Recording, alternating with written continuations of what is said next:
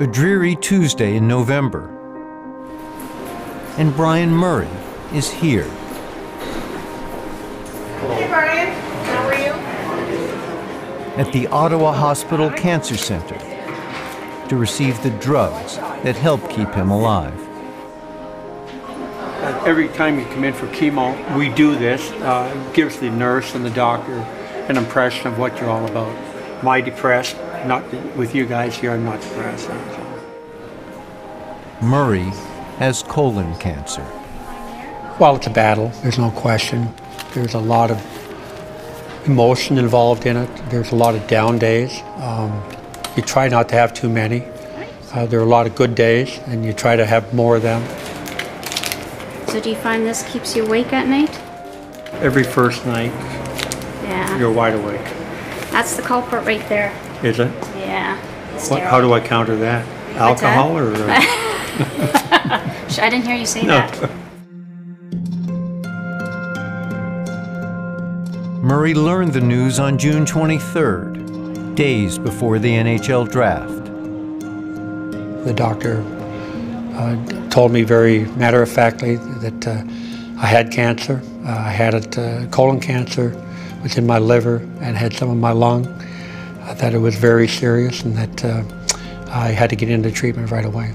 Is metastasized the most horrible word in the English language? Probably is, yeah, probably. And you know, the frustrating part, I said this to several doctors since that, how come there were no signs?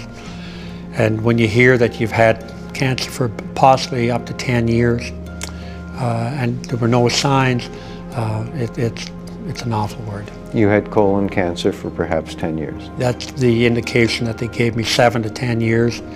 And obviously, because of the stage 4, it had moved through my body. Stage 4 is the final stage.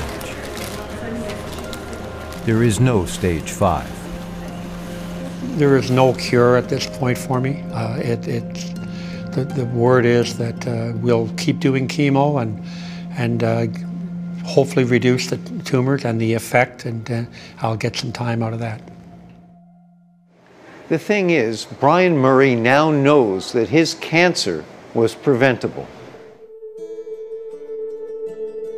I didn't have a colonoscopy, which I should have had. Why didn't you have a colonoscopy? I don't know why I didn't. One of the comments that came back to me on a regular basis, you're healthy, you're from a family that hasn't had any disease whatsoever. We can maybe wait, but that's also my fault in that I should have demanded or at least asked for, but I, like a lot of men do, we put it off.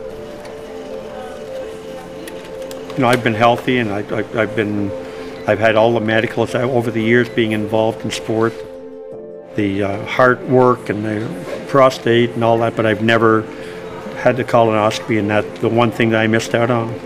A simple colonoscopy. A simple colonoscopy in my case probably would have solved the problem that I have. And now one of the most prominent cancer-stricken Canadians is spreading the word. Tonight is Hockey Fights Cancer. We want to be part of the solution. People in hockey are affected by cancer as well as outside of it, and we want the message to get to people.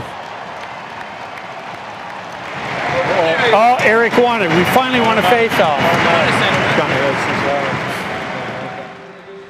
There is no self-pity. There is no denial.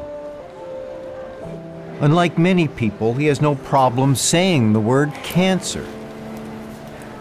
When Murray comes here for his chemo infusions, he is reminded that he didn't invent cancer. I've had, so far, 71 years. When you go to the clinic on a regular basis and you see the young people that haven't really had their life, haven't really had the time that they need or deserve, and how can you feel sorry for yourself? Stage 4 cancer, this is not a game you're going to win, but fortunately, and I know how much you hate the shootout, you can extend it into lots of overtime. Is that your plan? That's the plan. That's all you can do. And I hate shootouts. Let's go to extra overtime and keep playing like the game that we played the Islanders many years ago, and we went to 4 overtime periods. Let's just keep it going as long as we can and be as healthy as we can for that time and enjoy what we have as we do it. It sort of sent a shockwave through the coaching fraternity. It was powerful. It's when it hits that close to home, it always resonates. When Bryan Murray spoke openly about his cancer last fall, his message was colon cancer can be prevented.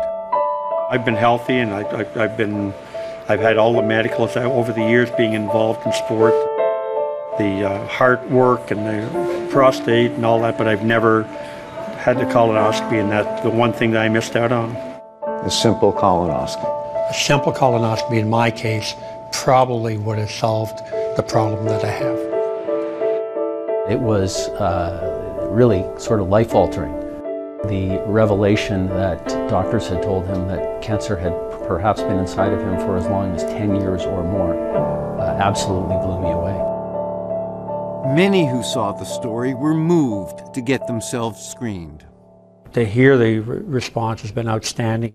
From doctors, from patients, from phone calls from women who have their husbands finally went and had a colonoscopy, to hockey people. A number of them have told me they've found early stages of cancer, that they're going to be treated and they'll be okay because of it. Among those to schedule a colonoscopy were Vancouver Canucks assistant general manager Lawrence Gilman and St. Louis Blues assistant coach Brad Shaw. For Shaw, it was potentially a life-saving decision. I feel like I'm in pretty good health and no symptoms, and I thought it was, not a symbolic gesture we were doing, but it was something that I should probably do, but, I'm not going to be the guy who's going to have anything to worry about. Shaw's procedure revealed a large precancerous polyp, which put him at risk for colon cancer. The one I had was 40 millimeters, which golf ball size, and it was the type that can get bad in a hurry. Got the pathology back that it was benign and everything was good, but they suggested that I get it out as soon as possible. Most people, even guys like Doug Armstrong and Al McInnes, when they found out what happened to me and what was found, they booked theirs as well. Now the congregants have become the preachers, helping spread Murray's message.